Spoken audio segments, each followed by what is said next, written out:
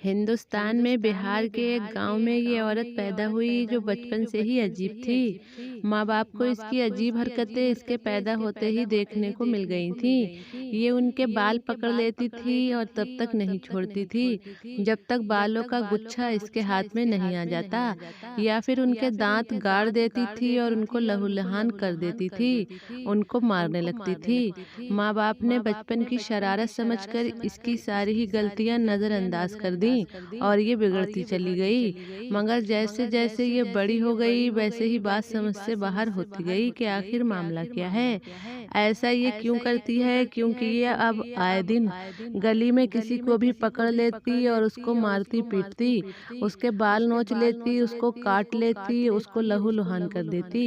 अगर घर वाले पकड़ते तो वो इसकी गुस्से का शिकार हो जाते, ये उनको भी मारना पीटना शुरू कर देती।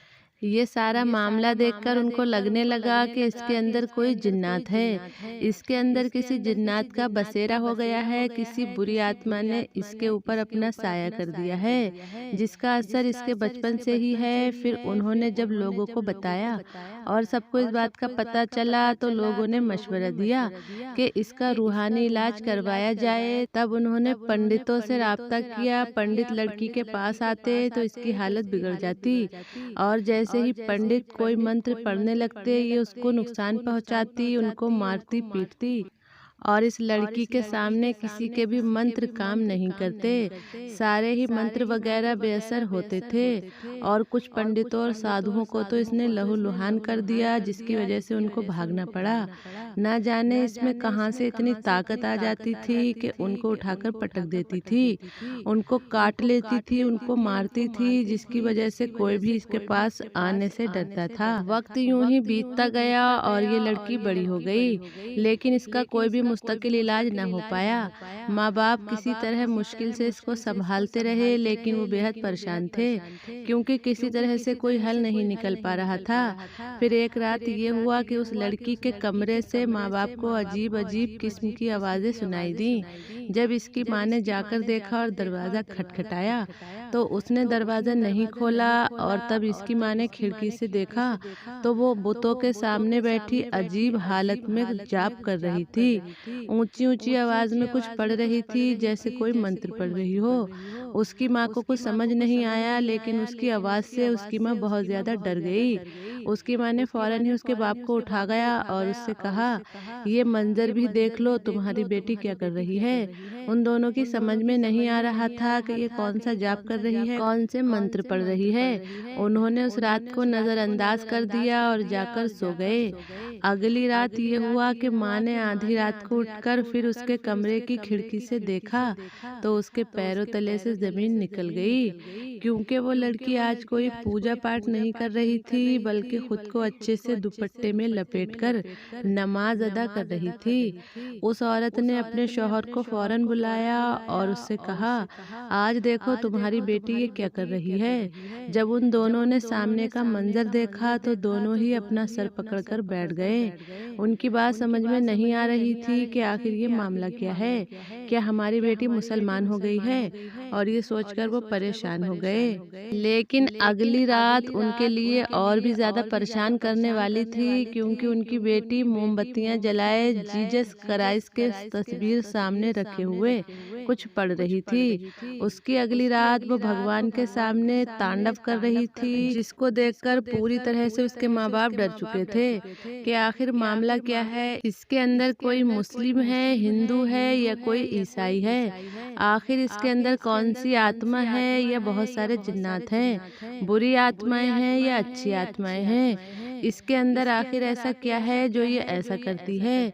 इसके माँ बाप हद से ज्यादा परेशान हो गए और उनको कोई हल दिखाई नहीं दे रहा था। जब वो इसे ऐसा करते हुए देखते तो मना करते, लेकिन ये उनकी बात सुनकर चीखने चिल्लाने लगती और कहती, चले जाओ यहाँ से, वरना भस्म कर दूंगी, तबाह कर दूंगी, बर्बाद कर दूंगी।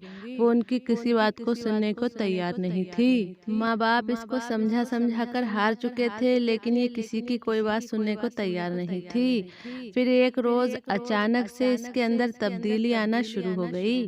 माँ बाप ने देखा कि उनकी बेटी ने अब मारना पीटना बंद कर दिया है, लोगों को परेशान करना बंद कर दिया है, अजीब अजीब हरकतें करना बंद कर दी हैं। लेकिन जो सबसे बड़ी तब्दीली इसके अंदर आई थी वो ये थी कि इस औरत के अंदर अब आदमियों वाली बात आ चुकी थी। इसका चलना फिरना, उठना बैठना, बात करने का अंदाज सब आदमियों के जैसा हो गया था। जब ये लड़की चलती तो ऐसा लगता कोई आदमी चल रहा है, जब बोलती तो लगता कोई आदमी बोल रहा है। ये लड़की पूरी की पूरी आदमी में तब्दील हो चुकी थी। ये देखकर इसके माँ बाप हैरान तो हुए, लेकिन उनको सुकून भी था कि भले ही हमारी लड़की अब आदमियों की तरह करती है, लेकिन इसने वो सब हरकतें छोड़ दी हैं जिससे हम बहुत ज्यादा परेशान थे। वक्त यूं ही गुजरता जा रहा था। एक रोज इनके घर मोहल्ले की एक औरत आई। उसके पास एक छोटा बच्चा था। घर में आते ही उस बच्चे को दौरा पड़ गया। वो बच्चा रोने लगा, चीखने चिल्लाने लगा।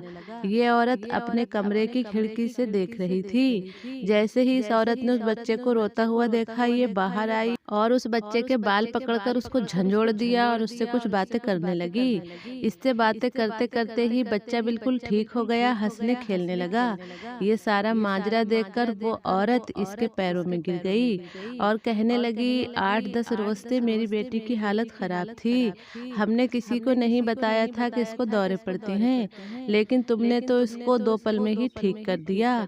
जैसे ही ये मामला सामने आया, तब इस औरत की बात दूर दूर तक फैल गई। अब लोग दूर दूर से इसके पास आने लगे, अपना इलाज करवाने लगे और इस औरत के इलाज से बहुत सारे लोग ठीक हो गए। लेकिन आज तक किसी को ये पता नहीं चल पाया कि ये मेल है या फीमेल है, इसके अंदर अच्छी आत्मा है या बुरी आत्मा है, कोई जिन्नातों का बसेरा है या किसी शैतान का।